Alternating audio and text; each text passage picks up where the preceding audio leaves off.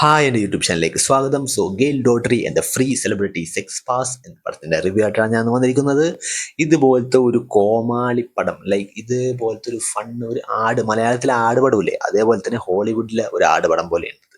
ഇതേപോലത്തെ ഒരു പടം ഞാൻ എൻ്റെ ലൈഫിൽ കണ്ടിട്ടില്ല. ഇറ്റ്സ് എ വെരി ഫൺ പടം, വെരി സ്പൂഫി ടൈപ്പ് ഓഫ് ഒരു കോമഡി ഫൺ, നോ ലോജിക്കൽ ആയിട്ടുള്ളൊരു പടമാണിത്.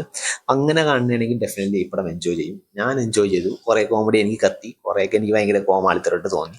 വളരെ പാസിബിളായിട്ട് കാണാൻ പറ്റിയ പടമാണിത്.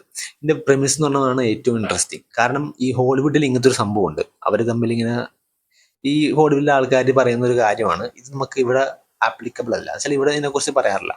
വെച്ചാൽ ഈ കപ്പിൾസ് തമ്മിലുള്ള ഒരു സംഭവമാണ്. ഈ കപ്പിൾസ് ഏതൊരു കപ്പിളാണെങ്കിലും അവർ തമ്മിൽ ഒരു ഉടമ്പടി പോലെ ഉണ്ടാവും. എന്ന് വെച്ചാൽ സെക്സ് പാസ് എന്ന് വെച്ചാൽ, എനിക്ക് ഒരു സിനിമാ നടനോടോ അല്ലെങ്കിൽ സിനിമാ നടിയോടോ ചെയ്യണമെന്ന് ആഗ്രഹമുണ്ട്.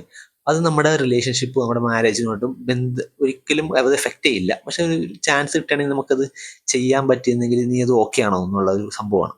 അപ്പോൾ ആ ഓക്കെ ആണെന്നുള്ള ഒരു സംഭവത്തിലാണ് ഇത് നടക്കുന്നത്. ഇതൊരിക്കലും നടക്കില്ല ഓബ്വിയസ്ലി. ഈ ഒരു നടനെ നിങ്ങൾ കാണാൻ പോകുന്നില്ല, ഈ നടനായിട്ട് നിങ്ങൾ കിടക്കാനും പോകുന്നില്ല. എന്നാലും ചുമ്മാ ഒരു തമാശക്ക് വേണ്ടി പറയുന്ന കാര്യമാണ്. ഇത് അധികം നടക്കാറൊന്നുമില്ല. ബട്ട് ഇതിൽ നമ്മുടെ നായികക്ക് നമ്മുടെ കെട്ടാൻ പോകുന്ന ചെക്കനായിട്ട് ഇത് ഇങ്ങനെ തമാശക്ക് പറഞ്ഞപ്പോൾ ഇത് നടന്നുപോയി. ഇവര് ഈ ഒരു കെട്ടാൻ പോകുന്ന ചെക്കൻ ഇങ്ങനത്തെ ഒരു പെണ്ണെ കാണുകയും, ഈ ഒരു സിനിമ നടനെ കാണുകയും, പിന്നെ ഈ പെണ്ണ് കൊള്ളാലാന്ന് ഇവർക്ക് രണ്ടുപേർക്കും തോന്നി.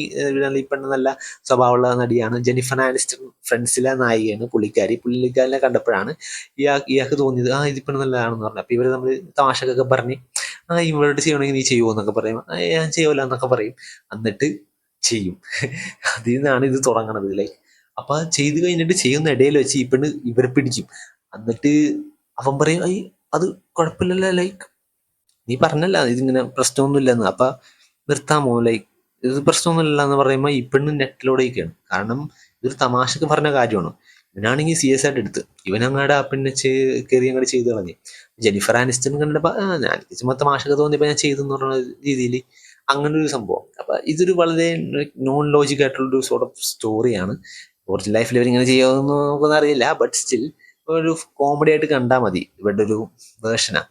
അപ്പൊ ഇപ്പണ് ഭയങ്കരമായിട്ട് സാഡാവും നായിക. എന്നിട്ട് ഭയങ്കരമായിട്ട് ഇവനായിട്ട് കാണാതെ ഇവനെ അവോയ്ഡ് ചെയ്ത്, പിന്നെ ഇവൻ എടുക്കണ ഫോണൊന്നും എടുക്കാതെയായി. ഈ പെണ്ണും ഈ പെണ്ണ് കൂട്ടുകാരൻ ഒരു ഗേ ആണെന്ന് തോന്നുന്നു. അപ്പൊ ആ പുള്ളിക്കാരനൊപ്പം ഈ ഹോളിവുഡിലേക്ക് പോകും ഒരു വർക്കിന് വേണ്ടി. അപ്പൊ അവിടുത്തെ ഒരു മിസ്റ്ററി ഒക്കെ പറയുന്ന ഒരു പെണ്ണുണ്ട്, കൈ നോക്കി പറയുന്ന ഒരാളുണ്ട്. ആ ഒരു പെണ്ണ് വന്നിട്ട് പറയും, ഇത് കറക്റ്റ് ആണെങ്കിൽ നീയും നിനക്ക് ഇഷ്ടമുള്ള ആളായിട്ട് ചെയ്യണം, അല്ലെ. വെച്ചാല് ഈ നായികക്ക് ഇതേപോലെ ഒരു ആളായിട്ട് ചെയ്യണമെന്ന് ഉണ്ടാവുമല്ലോ. പടം തമാശക്ക് പറഞ്ഞാണ്, എന്നാലും ഒരാൾ ഉണ്ടാവുമല്ലോ, ആ ഒരു നടനായിട്ട് ചെയ്യണം എന്ന് പറയും. ആ നടന് ഈ പെണ്ണ് ജോൺ ഹാം എന്ന് പറഞ്ഞ നടനാണ്. ഒരു ഫേമസ് ഹോളിവുഡ് നടനാണ്. പുള്ളിക്കാരനായിട്ടാണ് ചെയ്യണമെന്നായിരുന്നു ഈ പെണ്ണിന് ആഗ്രഹം. പക്ഷെ പുള്ളിക്കാരനായിട്ട് ചെയ്യണമെന്ന് ഈ പെണ്ണ് തമാശക്ക് പറഞ്ഞാണ്. ബട്ട് ഇതൊന്ന് കറക്റ്റ് ആണെങ്കിൽ ഇങ്ങനെ തന്നെ ചെയ്യണമെന്ന് ആ ഒരു ഫോർച്യൂൺ ടെല്ലർ, ആ ഒരു മന്ത്രവാദിനല്ല, ഈ കൈ നോക്കണ ആള് പറയും.